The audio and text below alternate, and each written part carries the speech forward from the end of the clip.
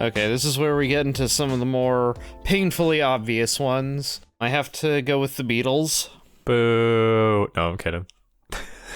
Ed, I'm hurted. Number 5 isn't the most obvious placing for them, to be fair. That is true. Yeah. And, like, the reason they're, like, square in the middle of the list is, this might be kind of a hot take, but I actually don't think any of their albums would make my top 20.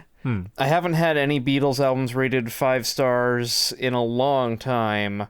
Like, I used to have Pepper, at least. I think Abbey Road kind of floated in and around there. But those two are the ones that I'm most enthusiastic about. But the reason they're on this list is because they probably have more individual songs that I absolutely adore than any other artist. You know, both singles and album tracks, some B-sides and things from the Past Masters and Monomasters collections. It's just staggering what they achieved as a group in just 7 years across 13 canonized albums. And, you know, I love every era. I love the, you know, early stuff. I love the mid-career when they started exploring more. I love when they just went full-on early psych, pop, rock, whatever you want to call it. Yeah. And then I love when they started calming down on Abbey Road and Let It Be. They were too influential with pop music as a whole to, you know, not make the list at all. And they just have too many great songs to not be in my top 5. Yeah, it's true. Regardless of what you think of them, there's definitely a legacy there. And I don't know anyone who doesn't at least have like 1 or 2 Beatles albums that they love. I've met a few of them, but we won't talk about them. Nope. Obviously a good pick there, Cam. It's good that you say you like every era, because there's nothing wrong with preferring one era to others, but which I'm sure you might do anyway, but seems to be like specifically like the psychedelic era. It seems to be the most widely preferred now. Mm-hmm. Nothing they put out doesn't sound like the Beatles. Like, it doesn't sound like they were trying to force anything. Like, maybe you can make an argument for that with Let It Be. Like, they were trying a little too hard to go back to basics. Yeah. But I don't feel that way. I love something from, you know, like I said, something from every era, something from all of their styles. That's cool. Cool. All right, Ed, what's your number 5? I'm in a similar boat to you, Cam, with what I've picked for my number 5. I won't beat around the bush with this one. It's a really obvious pick. It's Radiohead. Nice. Mm-hmm. Yep. They were bound to crop up on my list at some point, but hopefully not for a lack of reasonable explanation. I think I mentioned this before, but I'm basing my picks here primarily on how I feel about the music of these bands nowadays, as opposed to their importance to my formative years getting into music, which is also a perfectly viable method of determining which bands are your favorites, don't get me wrong. Yeah, but if I did that, then Simple Plan would be on my list, and I can't have that. Oof. Well, yeah, I'd probably have some very embarrassing choices as well, honestly. I actually don't know anything about Simple Plan, so I don't know if that's an embarrassing choice. You might not want to be honest. So. Yeah. But yeah, it's just not the way I think about things like this. I guess because I enjoy music a lot more now than I did when I was in like college, school, high school. I was ruled by a lot of social conditioning and actively gave into a lot of predisposed biases in those early days of exploring music, as people often do. I thought you were going to say I was ruled by an iron fist. Don't know why I did. I was ruled by the iron fist of social conditioning and musical elitism. Yeah. But yeah, anyway, Radiohead. They're a special case here, as I consider them both imperative to essentially kicking off those formative years for me getting into music. And I also still find that they have enough seriously great albums to include them on this list now. Maybe they would have been a bit higher up back in the day, but it's just because I've explored a lot of other music since. But yeah, my top 3 these days are easily Kid A, OK Computer, and A Moon-Shaped Pool. Nice. But borrowing my dad's CDs of In Rainbows and The Bends when I was trudging through secondary school was such a crucial step in opening my eyes to the left field of music, the stuff that's more art than form, basically.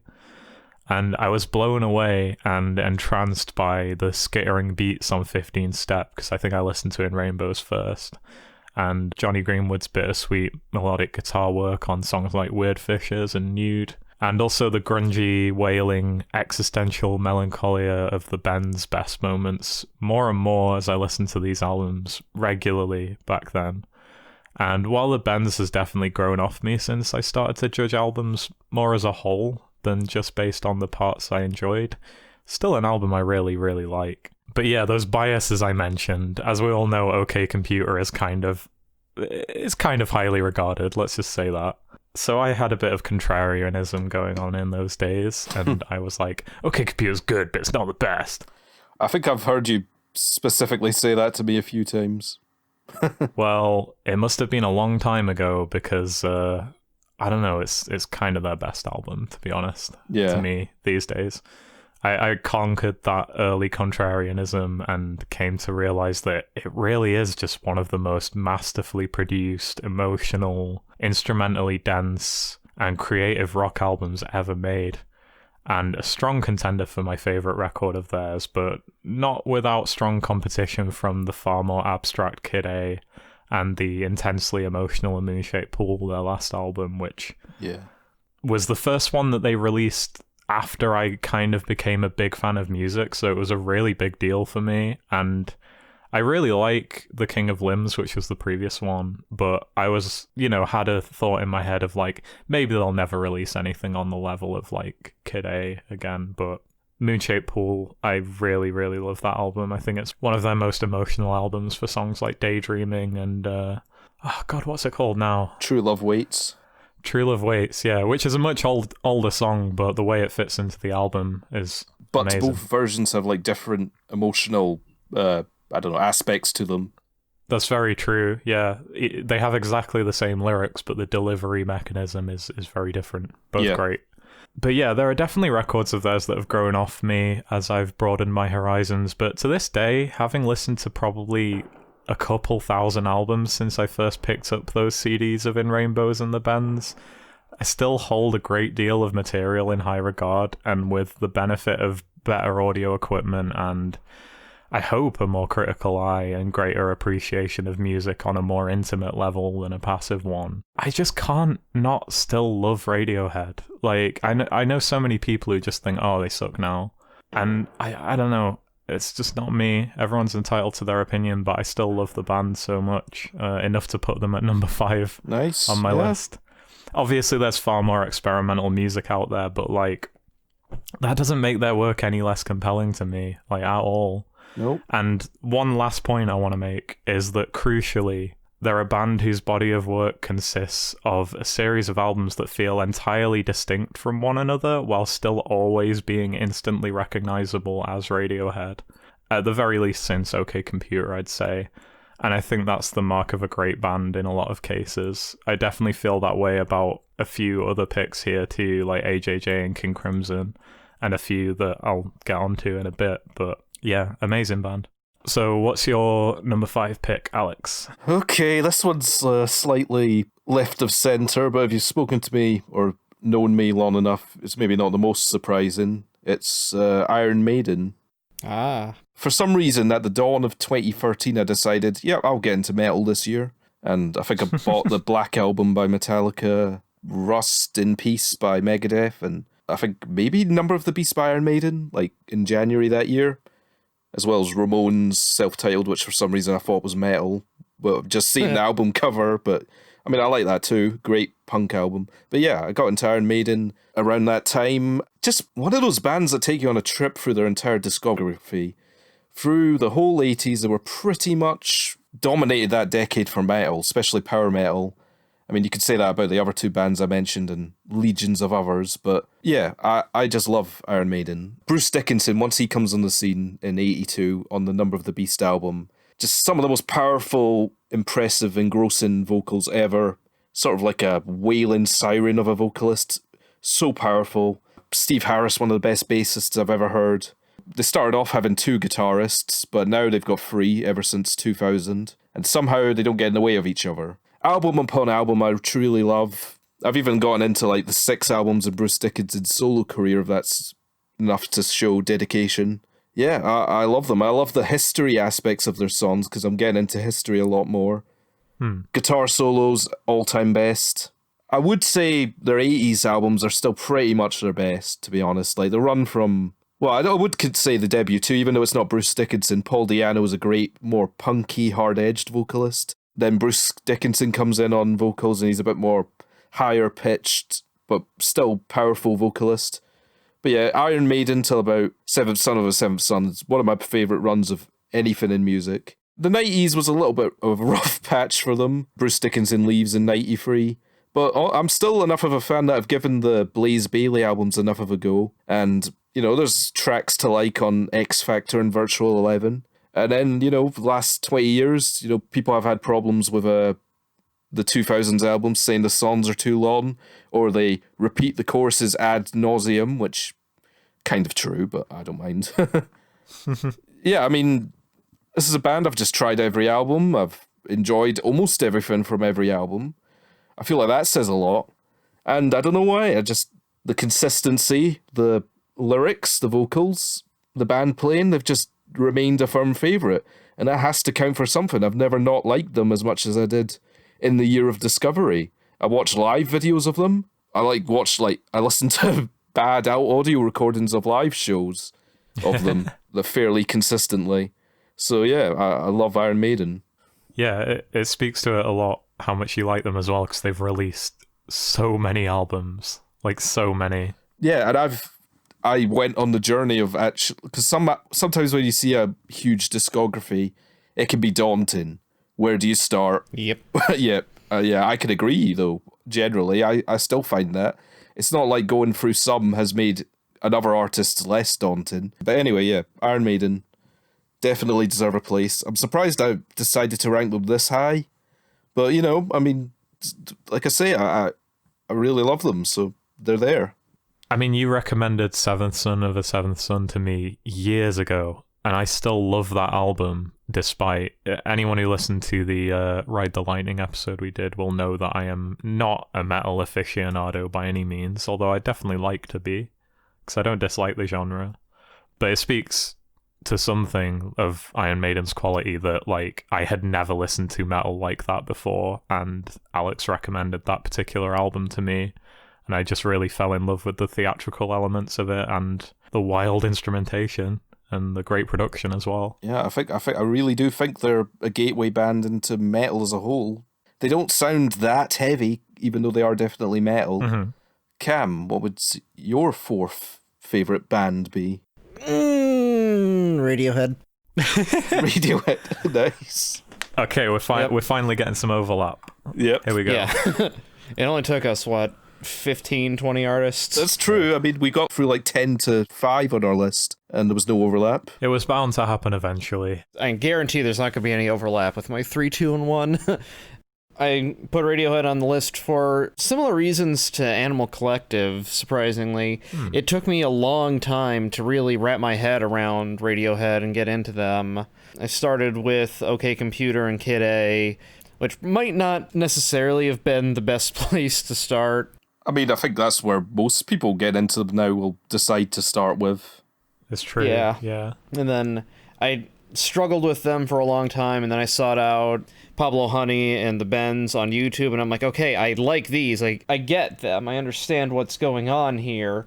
So I do want to keep it up with this band, but I just don't know how. So it just took stunning amounts of repeating these albums, like not necessarily in a row, but just like constantly listening to them, trying to figure out what it was I was supposed to like, and then just finding songs with little things to latch on to, whether it was Glockenspiel and Let Down, or the bass and the wild horns in the national anthem. They're pretty wild. Yeah.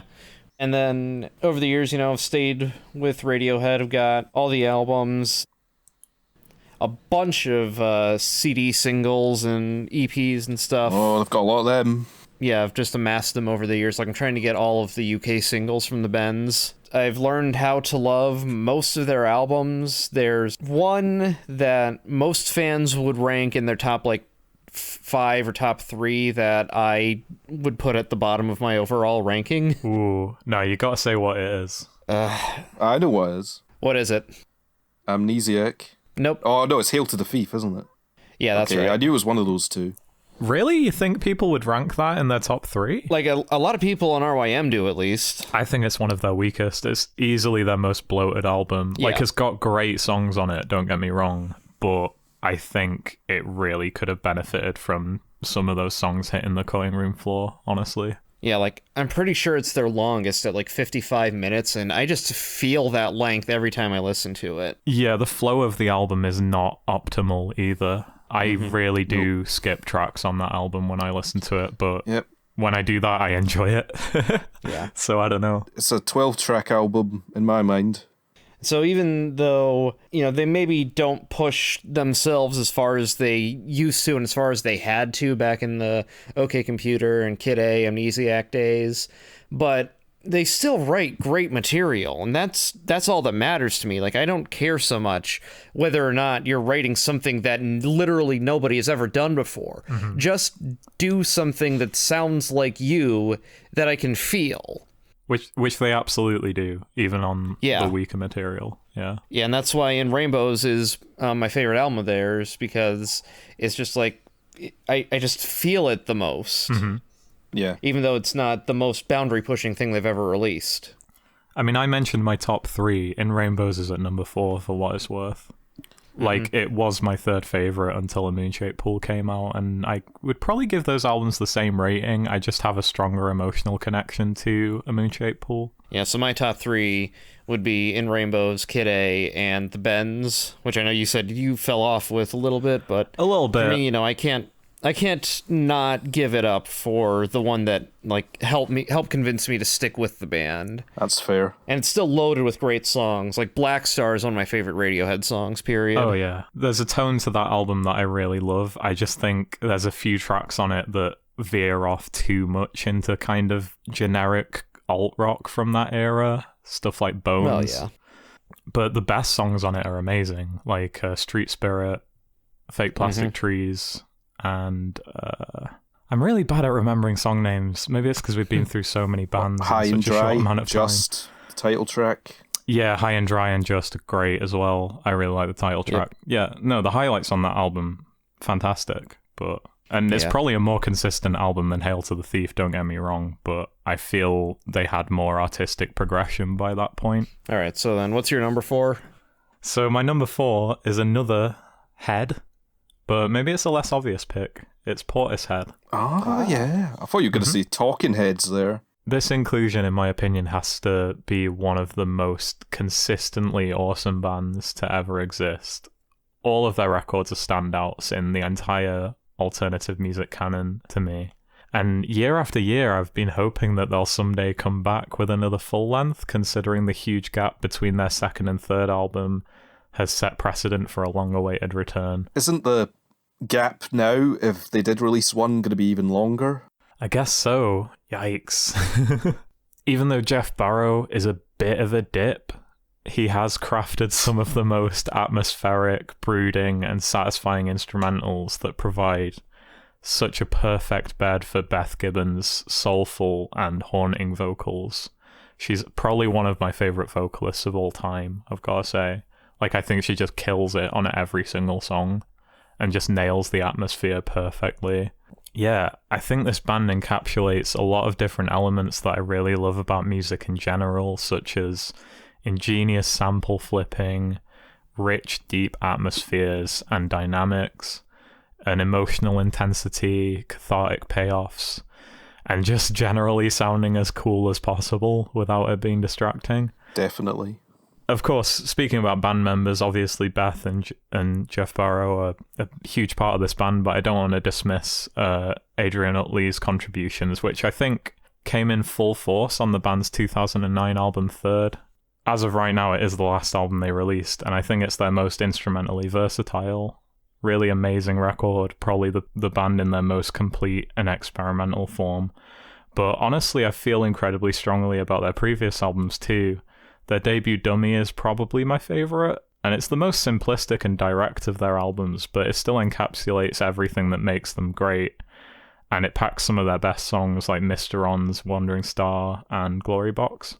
And then there's the much darker and weirder self-titled follow-up that I actually only got into really recently. Like, I'd heard it years ago and kind of like just went to the Dummy album instead when I felt like listening to Portishead, but recently I really got into the self-titled. I think maybe partially because it incorporates a sort of Lynchian dark jazz vibe.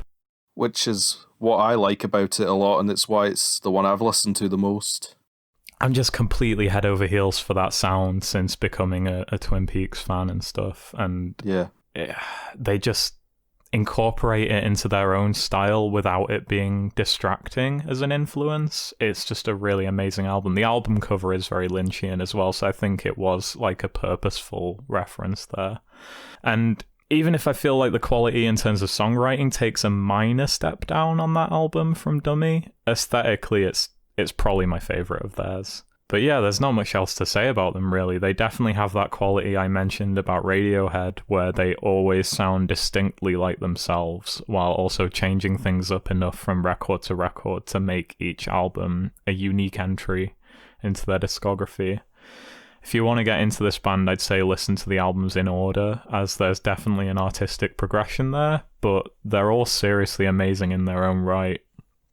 And also, definitely check out their cover of SOS by ABBA, as I feel that's kind of an overlooked gem in their discography. It was for the Ben Wheatley film High Rise, which is, as long as we're recommending things, if you watch that movie, it's great, especially for right now. It's very prescient. Oh, yeah. That's...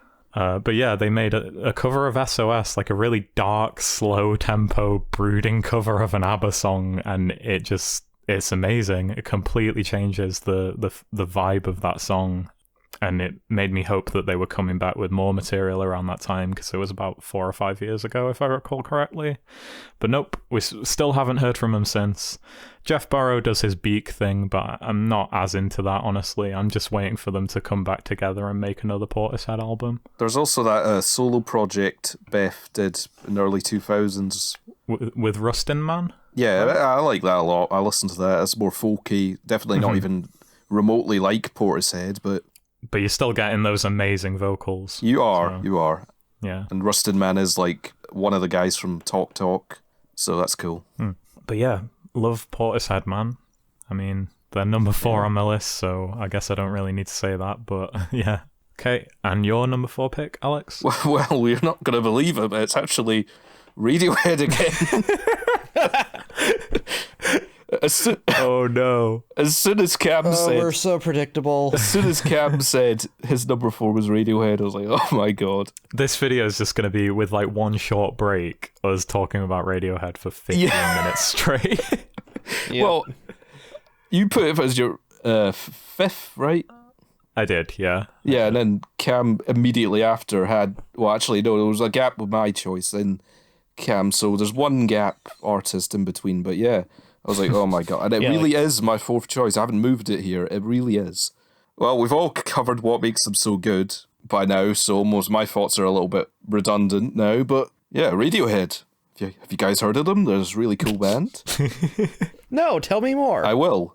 I think we all got into them via OK Computer first, or that's a first exposure with them, somewhat. Roughly. Kind of. Yeah, I mean, same deal as you guys. I got into all their albums bit by bit. I think I went back to the Bends. I didn't hear Kid A until a little bit later. Pablo Honey, and I think I did just listen to them all in order. But yeah, Tom York, one of the best voices ever, I think. That has to be said. Yeah, I don't think either of us said anything about that, but yeah. That is just a given when you talk about Radiohead. He's just one of the most powerful, expressive, enchanting voices ever. He really does have that. Ed O'Brien, legend, of course. Just name random members and give them praise. Seems to be what I do. EOB, as he's now known. Now heard pretty much every song Radiohead has put out. Like, I've accrued tons of B-sides, tons of like deluxe album tracks, outtakes. I've heard so much stuff by them. Radiohead, they're just amazing, blatantly amazing. What are your top 3 albums by them, Alex? Seeing as me and Cam listed them off. I never really think of them in that way, but it's pretty much as just OK Computer, Kid A, and I don't know, maybe Yeah, maybe just in rainbows. I mean, I don't have like a special favorite. I do just think OK Computer is their best because it is like one of the best albums I've heard. So yeah, I love the Bends too. I love Amnesiac. I quite like Hail to the Thief. I love A Moon-Shaped Pool, and there are a couple of good songs on Pablo Honey. Yeah. Okay, well that's Radiohead comprehensively covered by all three of us now. It's more than enough Radiohead discussion for one video. So yeah, getting into the top three now, big time. Cam, third favourite band. All right. So before I get into the top three, my top three is a constantly rotating battle between raw talent, longevity and emotional appeal, and consistency. Like, those are the qualities that I associate with these three bands. I mean, obviously, they all have at least some of each of those three elements among them, but, like, you know, just one represents raw talent more. One is the longevity, and one is consistency. So I think for right now, I'm going to put the longevity in my personal life at the bottom. And this is one that's going to be quick to get through because you guys will have no context for it. It's Relient K. Cool. Oh yeah, I remember you talking about them a little bit. Yeah, you mentioned them in the fun video. I have never even heard of them, so this will be interesting. Yeah, so I just remember one day I was home and my mom was like browsing through some catalog and she said, "Hey, so I saw this CD in this catalog. I want to read the description and tell me if you think you'd like it." And I read the description. I said, "Yeah, it sounds all right." So my mom actually got that for me just for no reason. So thanks, Mom. That was their, I believe, 2003 album, Two Lefts Don't Make a Right, but Three Do. Yeah. And, you know, I just stuck with them constantly. They had a couple really minor radio, I can't even say hits necessarily, just songs that got played in around 04, 05, Be My Escape and Who I Am Hates Who I've Been. And the album that those songs are from, Yeah. is tied for my favorite. They have two of my 5-star albums with that one and 2009's Forget and Not Slow Down. It's hard justifying putting them in my top 10 or top 3, especially because a lot of people would take that to mean that I would recommend them to anybody, but I wouldn't, because if you don't know anything about them, they're a Christian band, or like they've always had that association. And their first two albums especially started out with a lot of evangelizing, you could say, and just like very, you know, Jesus focus in the lyrics. And, you know, they still do address, you know, religion, their faith in songs on their most recent albums, and even on the two that are my favorites. But they grew out of the immature need to, you know, be right about their religion, just like, and, you know, tell people about it. Instead, they actually like express it, which is like a huge problem that people have with a lot of CCM type bands and a lot of bands that like try to appeal to non-religious types but still express religion. You know, the fact that they overdo it, and Relient K learned, in my opinion, how to dial that back and just write songs that actually express something. It's not just about, you know, oh, sing praises to God and everything will be okay. I think is probably the best piece of Christian-oriented media that deals with depression, because it actually talks about depression. It's not just saying, oh, use Bible verses as a salve. It's actually dealing with how the singer Matt Thiessen, singer and songwriter, you know, was feeling, how he was trying to cope with things, and like actual like negative emotions associated with it, but just knowing that everything's okay. And then their '09 album Forget and Not Slow Down is about the dissolution of his engagement, because like I don't think this has ever been verified, but there's strong evidence that the engagement broke down because he cheated on his fiancée. And so that album was made by him holing up in a cabin in Tennessee and just writing out all of his feelings. And it all hits home, and everything, you know, like he doesn't let himself off the hook for it. And you don't get that in a lot of Christian media. Take lessons, Jay-Z, I guess. Yeah. I'm putting them in the bottom of the top 3 because they're not consistent. Their first album is really bad. Right. Their last 2 albums are not very good. And they have a lot of like jokiness to them that might be off-putting to some people. Like they did a covers album with Baby by Justin Bieber and a bunch of other songs. Weirdly, they did a Dr. Worm by They Might Be Giants, which it's a great cover. Wow. Yeah, they're huge TMBG fans. What style of music are they? Pop punk, especially in the early days, cool. and then they're more like just general pop rock since at least 2007, I think. That seems to be a trend for a lot of bands who started out in that style. Yeah.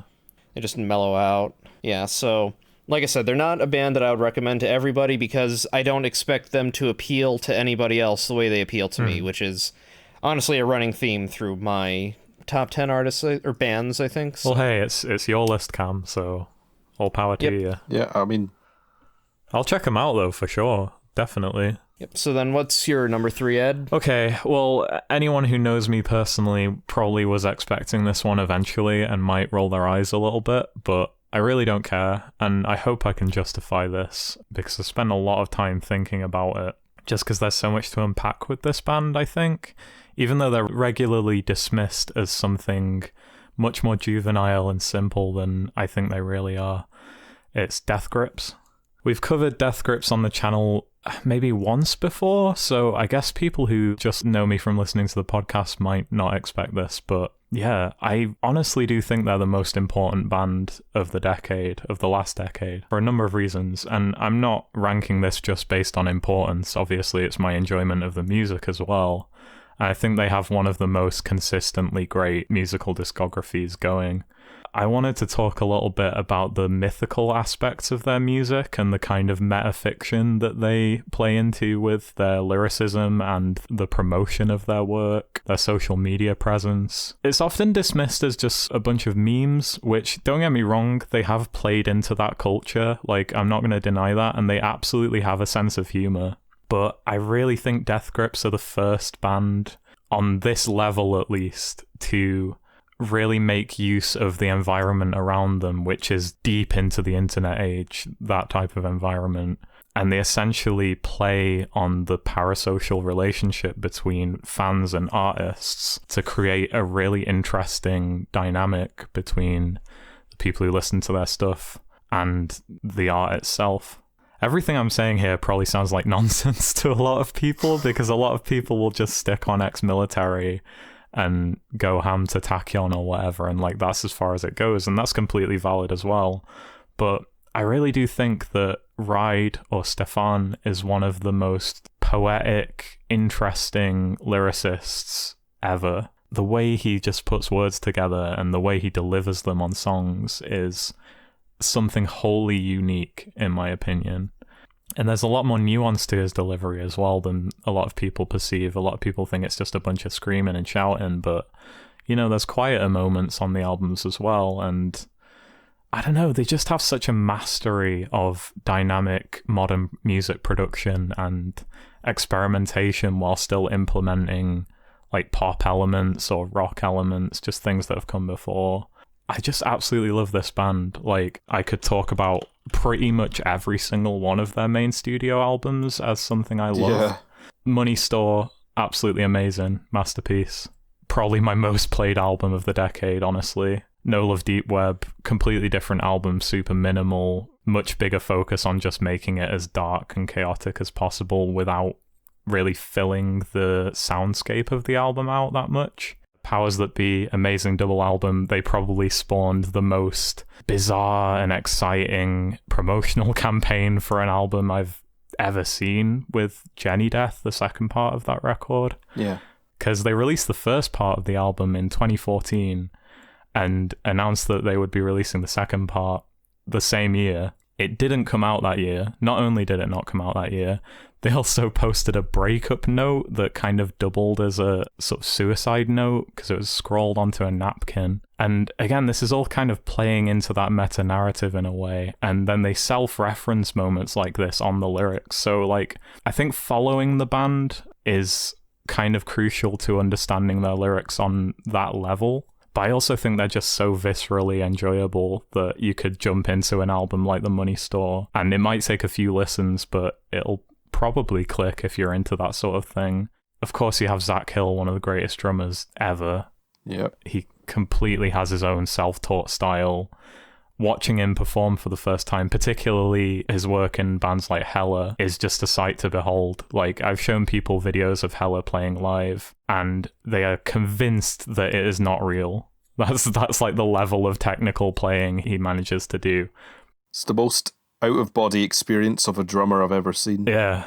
Like, this is a weird comparison, but there's a way I feel about the band Primus, who are one of my favourite bands, at least from the early material. They didn't make the list, but I think Les Claypool is a similar case in terms of bass playing. But I think by the time they reached their third album, he kind of came to this conclusion that he couldn't get by just on overly technical playing and decided to reel it back and focus more on song ideas. And I think that's what Zach does on Death Grips, because there's definitely songs where his drum playing is on full display, but they're very few and far between for the band. I don't think you'd get that sense about his drum playing just from this band's material, but go back and listen to Hella if you never have. Man, I just can't wait to see what they release next, honestly. One of the best experimental hip-hop groups ever. I just love this band. Definitely a shout for the best discography of the 2010s. Oh, it's crazy.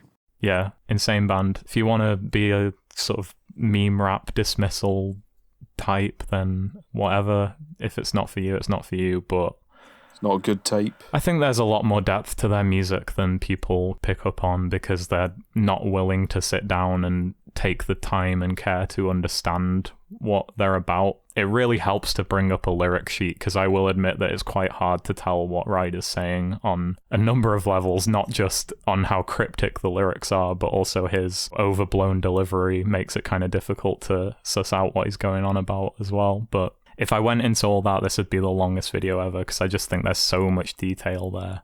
Just take your time, try and get into them, I reckon. The Money Store or Bottomless Pit I'd recommend to start with first, because they're definitely the poppiest albums they've put out. So, Alex, what's your number 3?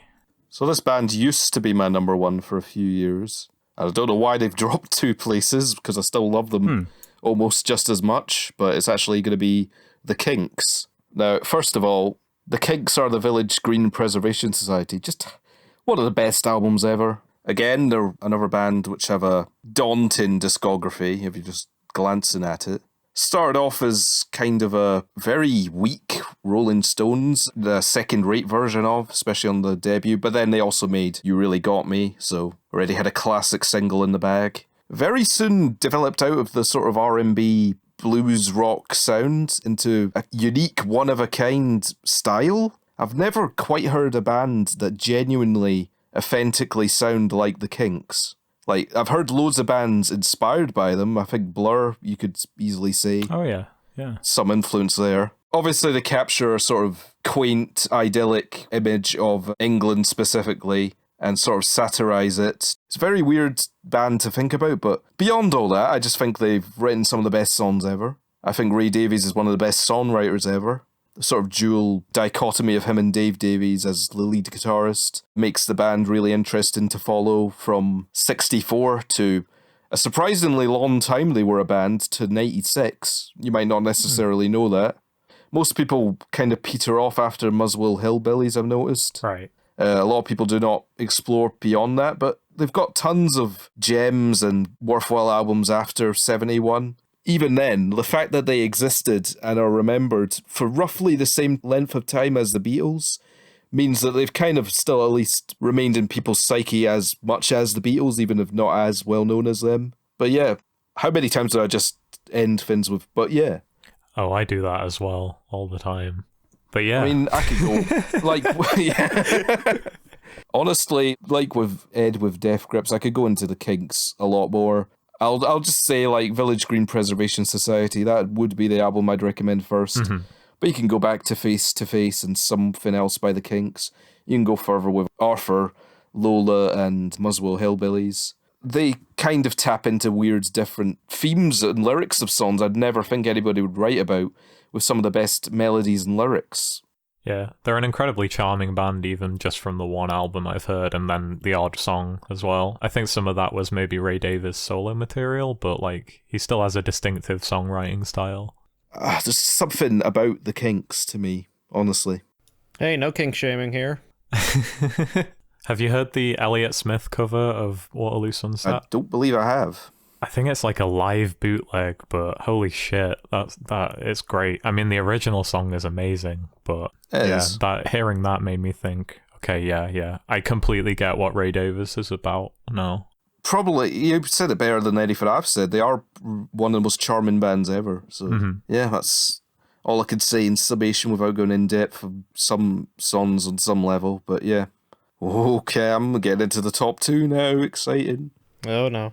What's your second favourite band? What's that? Oh, my building's fire alarm is going off. Gotta go. Bye. I sense a controversial pick. No, it's not that controversial. It's just getting less sure the more I go on. We got to the personal longevity, and now we're going for consistency.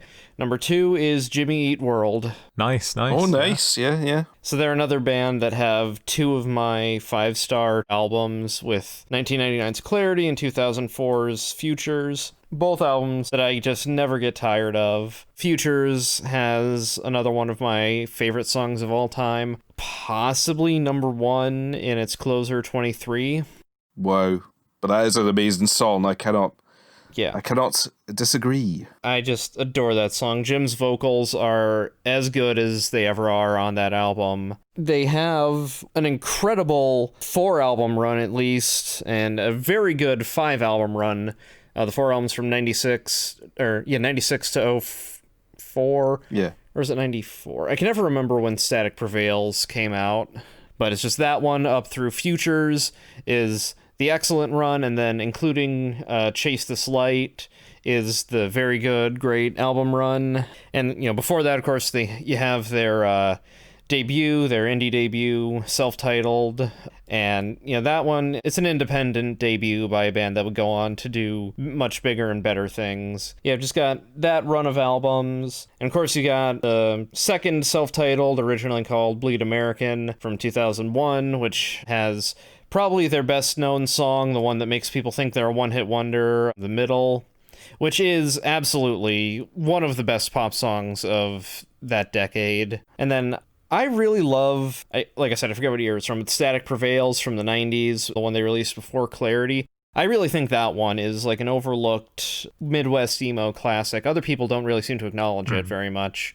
I don't know why. They do have a run of 3 albums that I think is pretty noticeably less good than their best material, starting with Invented from 2010, which I would probably say is their weakest album aside from the debut. And then they have 2 more forgettable ones with Damage and Integrity Blues. But then they bounced back in a hard way last year with Surviving, and I'm just excited for whatever they're going to do from now on. Yeah, we reviewed Surviving, and I still get some melodies from that stuck in my head now. Yeah. I've still not listened to anything other than Clarity, but I think that was probably my favourite new discovery from any episode of What's the Best Track On we've done, so that probably speaks to their quality as well. Yay. All right, what's your number 2, Ed? Okay, this one is like a very personal pick, and I think it's probably the pick that is going to be least obvious. If I was really, really knuckling down and thinking, what are my top 10 favourite bands? They probably wouldn't be this high, but honestly, they just have so many songs that I love and so many albums that I love, and just basing it on that alone, I had to go with Super Furry Animals. Oh, yeah. So this is a Welsh band. I don't know how well known they are, really. Right. I've heard a few albums.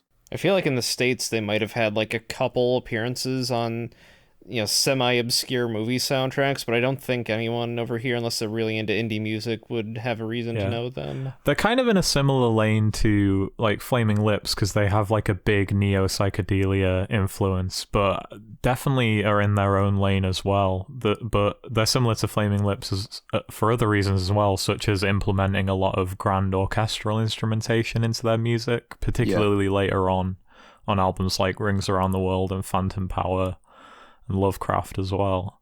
But yeah, they're yet another band who I have to make that point about, where they always sound distinctly like themselves, but every single album is something new and different.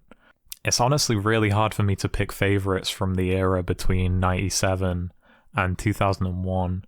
That is, aside from the album Rings Around the World, which I put every album that I give 5 stars on the same level. I can't really choose between them. It's like picking between my kids, metaphorically speaking, of course. But yeah, Rings Around the World is, I think it's a masterpiece. I think it's one of my favorite albums ever, and it's an album that, unlike something like Kid A, you know, where like it's kind of known that it's a great album and a lot of people do gravitate towards giving it a perfect score a lot of the time.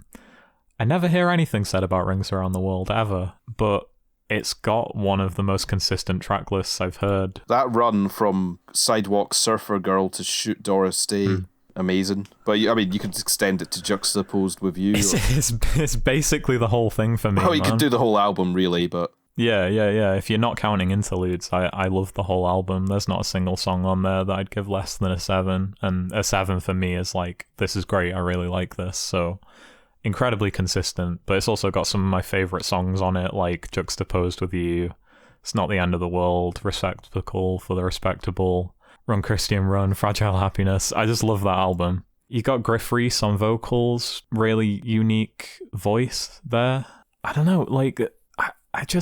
I'm kind of baffled by how obscure this band continues to be, because I think they're like a BBC Six Music mainstay, but like other than that, I never really hear about them that much, especially not in like, you know, sort of dorky music circles online. I feel like they're like a cult band that have a really like dedicated diehard following and who really truthfully love them, but like, outside of that, I don't think they're as well known as they deserve to be at all. I think they just have a really strong character musically and aesthetically as well. You have Pete Fowler doing a lot of their... I think all of their cover arts since Radiator. He's a cool Wales-based illustrator, and I think he has a recognisable style in the same way that the band has a recognisable style. Their lyrics are very absurd, but often hit on like genuine emotional beats in a similar way to something like the Flaming Lips as well. Like if I had to compare them to any band, I'd say they're like the Flaming Lips, but the sound of the bands is very much a different thing. Yeah.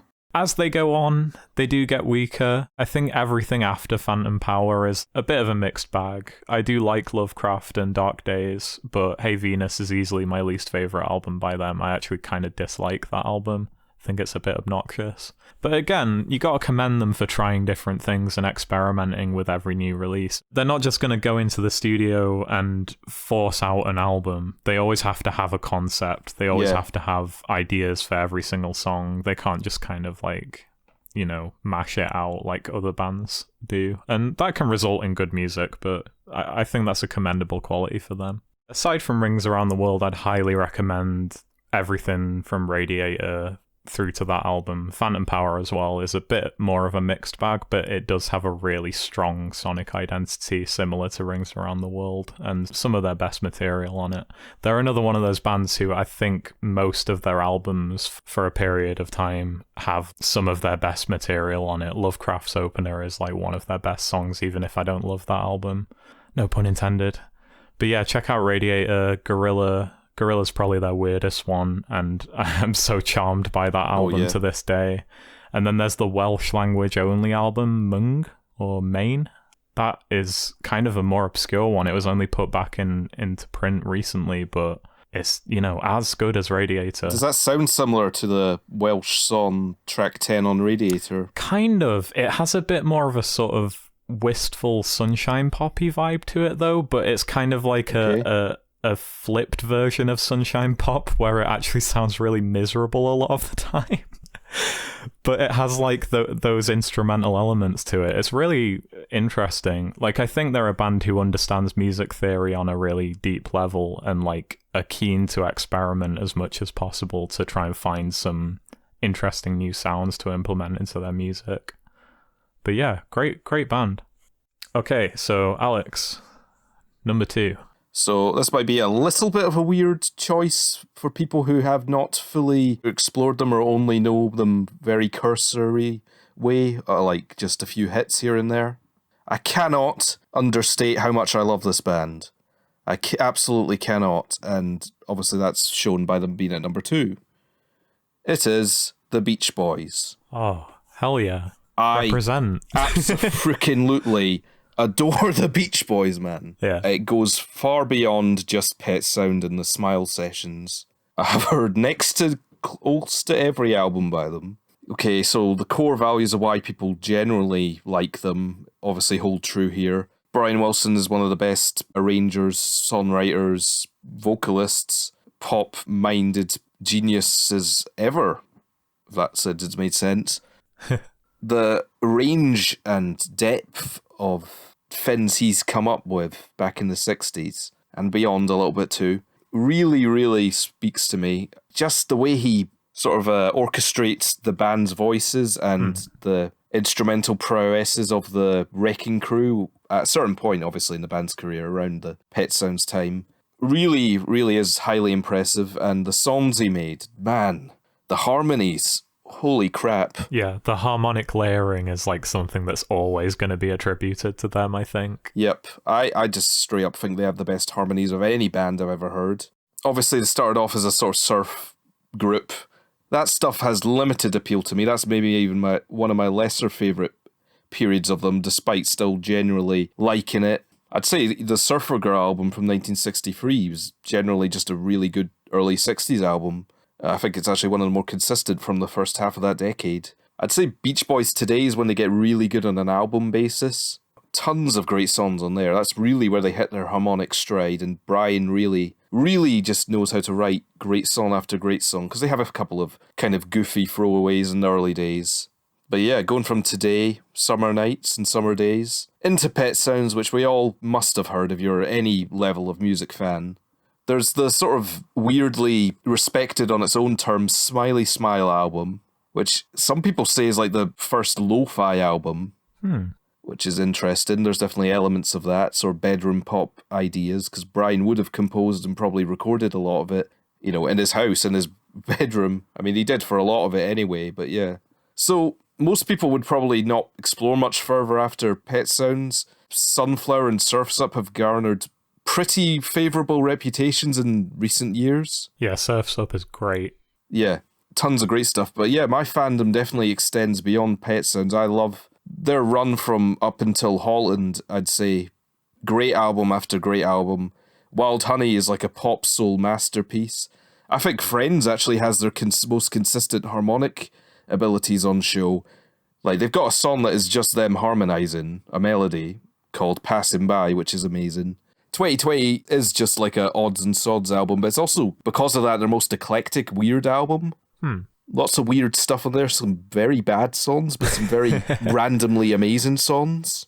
Dennis Wilson, their drummer, eventually becomes a strong vocal force for them, and eventually releases his own amazing solo album, Pacific Ocean Blue, in 1977, which is one of my favourite albums ever. Carl Wilson is secretly their best vocalist. I say secretly, he is the lead vocalist of God Only Knows, so it can't be that much of a secret. But Carl kind of holds the band together as Brian's life sadly disintegrates. I mean, they have the album Carl and the Passions, as if they're their own new band, in 1972. I mean, that album has, like, secretly some of the best, like, funky songs of the early 1970s. Like, Here She Comes. Amazing stuff. Holland has some of my favourite songs ever as well. The Trader, Sail On Sailor. Okay, obviously I can't just say, like, some of their worst albums are, like, really great. Like, I'm not going to say, like, Summer in Paradise is amazing, because it isn't. I was really itching for your defense of that one. Oh, I haven't even fully heard it, but yeah. I mean, there's also the Love You album from 1977, which I think is one of the most eclectic, goofy, weirdo albums ever, but, you know, Brian's back, and he isn't that much worse than Mum Pet Sounds for me there, even though it's a completely different Finn. Their 2012 comeback album was pretty good, I think. Yeah? I'm utterly convinced that's the last film we'll ever hear from them. That was a pretty decent note to end their career on, and I've spoken too much about the Beach Boys now. Yeah, great band. Al Jardine, gotta give him credit, great bass player. Bruce Johnston joined in 1965. People could say he's like a weird Republican conservative now, but he is just a great vocal talent. I mean, some of the best vocals on Surf's Up were him. He did Disney Girls, that's a good song. Yeah, I didn't miss a member, did I? Nope, nobody. Not at all. You know what's kind of wild before we move on is I actually had in my notes for Super Furry Animals Griff Rhys, Beach Boys-esque vocal melodies. Yes, that's another thing. I don't know if you catch that on the albums by SFA that you've heard, Alex, but there's definitely a lot of songs by them where they do the ooh-oohs in like a very Beach Boys adjacent way. Yes, especially on Rins Are in the World, I think. Yeah, definitely. Okay, before we go on to our number one picks, I have to say what you want about Mike Love. I mean, almost every single Beach Boys song that everybody says they love has a lead vocal from him. Like, yeah, he's a jerk. He maybe jeopardized Brian's creativity. Yeah. You know, no worse than his father did. I think what his father did to him, way worse. You know, Brian, he's had a rough life, but I love him. He's honestly one of the most sweetest guys in music. That film about him, Love and Mercy, one of the best music biopics I've ever seen. Oh, damn. Yep, stellar performances from John Cusack and Paul Dano. Yeah, I never got around to checking that one out.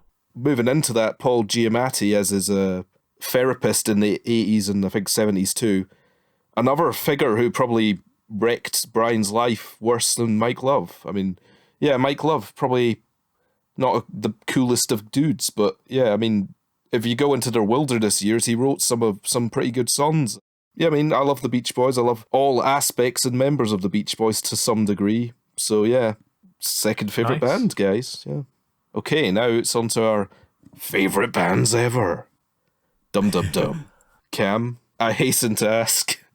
Well, now that we've gotten here, this is the band that to me best represents pure raw talent and fantastic musicianship and gorgeous vocals and harmonies and great songwriting. Wow. And general consistency. And it's Nickel Creek.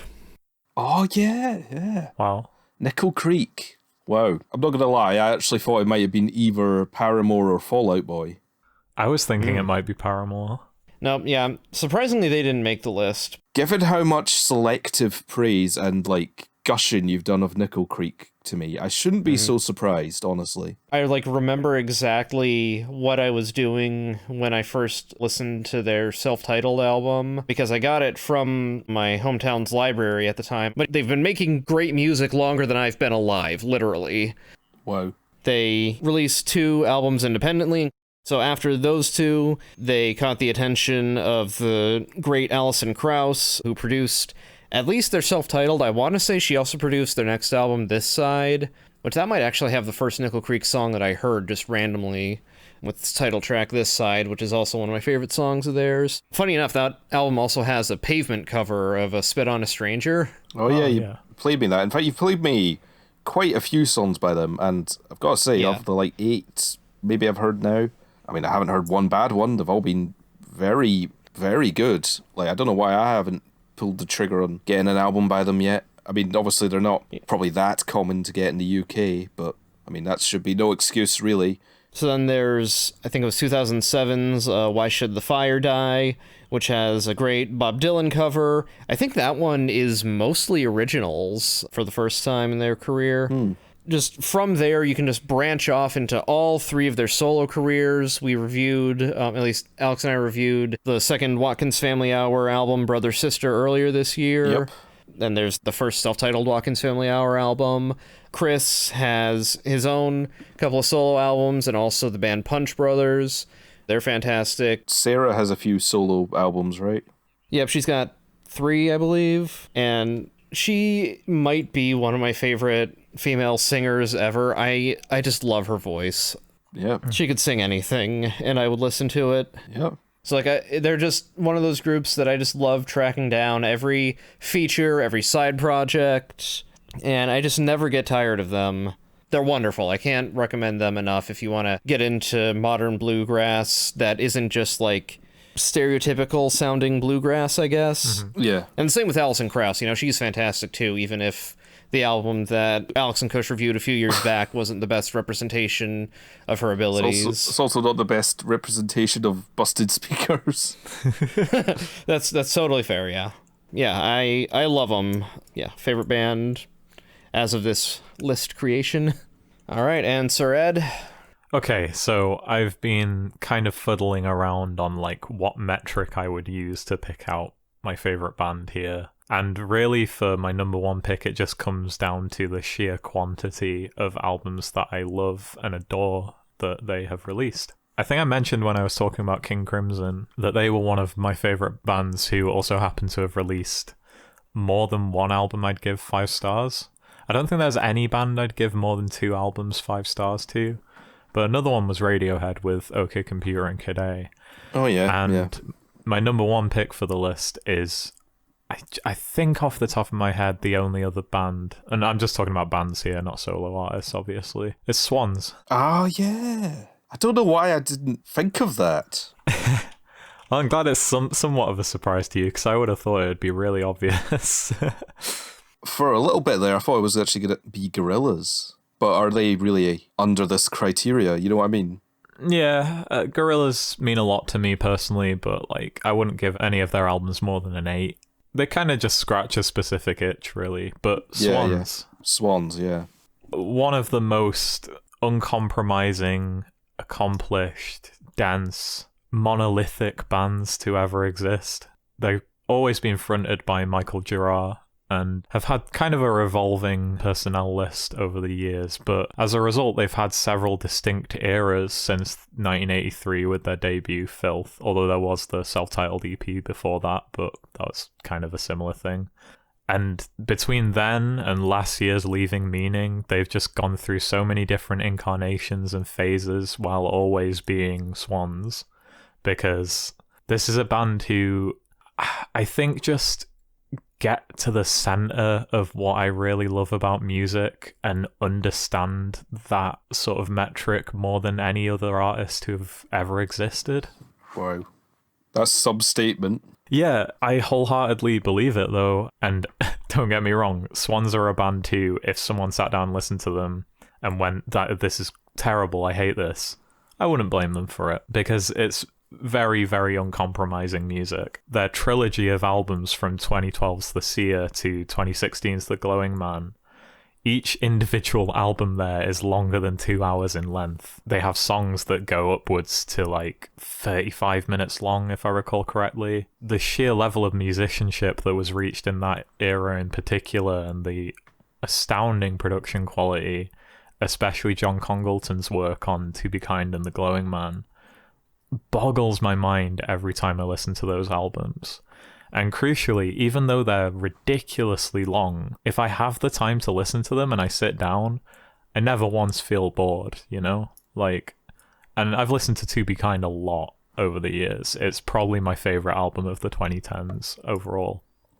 Nice. Easily my favorite rock album ever made. Like, I don't know.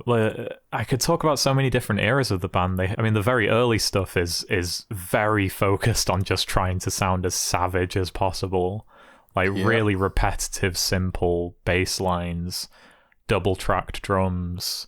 They just wanted to sound as brutal as possible. And then when they kind of reached the annex of that with the live albums from around that era and the album Cop, they decided to move on to something new. Like, they're always a band who know when they've explored everything that they need to with the particular style they're going into, and then try and figure out what else Swans can be. But I've heard the vast majority of their albums, and I do love most of them. Even though they've been a very heavy band in the past, they also do very interesting things with neo-folk and country elements on albums like The Burning World. And then a huge post-punk influence on the album White Light from the Mouth of Infinity, which is one of my favorites. The production on that album blows my mind to this day, even the original version, because notably, I think Swans are one of the only bands who I actually actively look forward to remasters from. I think there's a lot of bands who put out remasters just as an arbitrary thing, or just as like a way to re-release an album and sort of get it into more people's hands or make more money from it. But with Swans, it's a different case entirely, because I think their music sounded great already, and the remasters are handled by Girard himself, and he understands what makes the music so great, and he just pushes it further. Albums like The Great Annihilator and Soundtracks for the Blind, which were basically the final era of the band before they initially split up in 97, before coming back in 2010. Those albums, I can't even fathom how much of an undertaking it would have been to remaster them and not sully the original work, but he somehow brings them to new heights, and it's kind of unbelievable. In case you hadn't guessed, To Be Kind was one of the albums I'd give 5 stars, but the other one is Soundtracks for the Blind, which... Well, yeah. I would not recommend as a starting point for the band, because it kind of encapsulates a lot of the elements in a more abstract way of what made too bad the band. It was mine. Well, I feel like maybe you'll enjoy that album more once you've heard some of their other work, Alex. I don't know. Yeah. Maybe not, but it's just a kaleidoscopic journey through post-rock and field recordings, drone music, blissful alt country, experimental rock, dark ambient, amazing So stuff. that like one weird house song. Yeah, Volcano. Yeah. Speaking of which, you have Jarbo, who is this just, and I mean this in the best possible way, freakish female vocalist who came into the band, I think, on the album Greed. And then she really started having a big influence on their work on the album Holy Money as well. I think I recall Gerard saying in a really great documentary that I funded and also appear in for a split second called Where Does a Body End, that is going to be released soon-ish. I've seen it already because of the crowdfunding, but I believe Gerard said that Jarbo was basically part of a 50-50 creative force by the time they got to Soundtracks for the Blind. Yeah. And I think a lot of the field recordings are hers, even though she only has vocals on a few songs. So you really feel her influence. There's just so many different things that go into each era of the band. Like I was saying with, other bands, I could go on for ages about specific details, but really just overall, I've got to recommend the whole band. Starting points, it really depends on what your tastes are. You can start with Filth if you're into really heavy music, really minimal, crushing music, then that's a good place to start. Have to say, I did hear that one, and I kind of dug it more in a way. Right. I didn't find it. I found it easier to get into, even though it, like you say, is like brutal sounding. Yeah, it's more crushing, but it's also more accessible because it's not this huge, just monolithic wall of ideas like Soundtracks for the Blind. Soundtracks for the Blind feels like a victory lap in a way, even though it is distinctly its own thing, like its own beast. It sounds nothing like The Great Annihilator, despite being from that era. But Gerard, man, he just knows how to take one chord and get the most out of it, because musically speaking, like in terms of theory, they're not an especially complex band at the end of the day. Their music has a great deal of density to it, but I don't know, they just managed to get so much force and emotion and energy out of quite simple musical ideas, and a lot of that is to do with the production, but also the instrumentation and the technical ability of the band. If I got into band members, I'd have to list off way too many, and I've already gone on long enough, but like, amazing group of talent there from various eras. Yeah, Swans, they just released so many albums that I genuinely love. Too many to list off, but I really hope they continue to be great. I mean, their last album, Leaving Meaning, kind of had the pretense of Gerard not really knowing exactly what he wanted to do with the group, so he brought in a lot of different guest musicians to explore new ideas, and it does result in that album feeling a little bit like the Swans' equivalent of a mixtape. But it's still really good stuff. Like, it's still one of the better albums I heard last year, but relative to their other material, I found it a little disappointing. So that speaks to the expectations I can't help having for their music going forward. He's just such a great creative force that I can't help but be super duper excited for whatever they do next. Wow. I hope that summarizes why they're kind of my favorite band. Obviously, there's going to be times where I want to listen to other things, don't get me wrong, but like, yeah, on that metric, I struggle to think of who else could take that spot, really, for me. So yeah, Alex, what's your number one? Well, you guys can probably guess, really. Maybe. Right? Cam, you probably know, right? If you gave me a few minutes to think about it, but... No, I know who it is, but You do, I'm you gonna do. I'm gonna let you say it, Alex. And Cam secretly knows who it is as well. It's the most basic bitch answer, but it is the Beatles. Oh, duh. I mean, they're the best band ever, guys. Well, I said that jokingly, but obviously I actually kind of think that. You feel that way, and it's completely valid too. The impact they've had on my life cannot be understated. They are the sole reason I even got into music. I wouldn't be here right now. Well, I wouldn't be here right now with a lot of different factors, but that's like a huge one. I don't know what it was. Literally, almost exactly 10 years ago, they did the 2009 remasters and then they reissued the Red and Blue album, right? I saw that on the TV, and for some reason I just thought, the Beatles, yeah, I've heard of them. This looks good. I'll try it.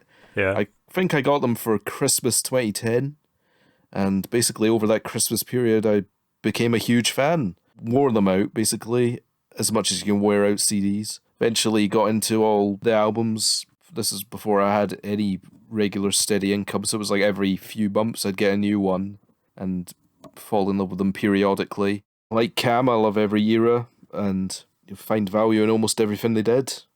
I will never argue against someone who does not share my views on them or doesn't particularly think they're anything great. I used to get personally attacked when somebody talked smack on the Beatles. I can't lie, I did back in 2011. They meant that much to me, and they still do. I mean, I have listened to a podcast called Fab Four Free for All about the Beatles and solo Beatles material for 8 years straight. I remember checking them out in 2012, and I've stayed subscribed to them that long, and I haven't missed an episode. It's like, honestly, at least 250 episodes.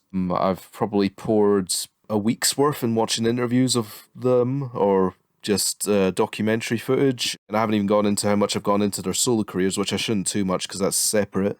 But, I've heard almost every album from their solo careers. Just saying something.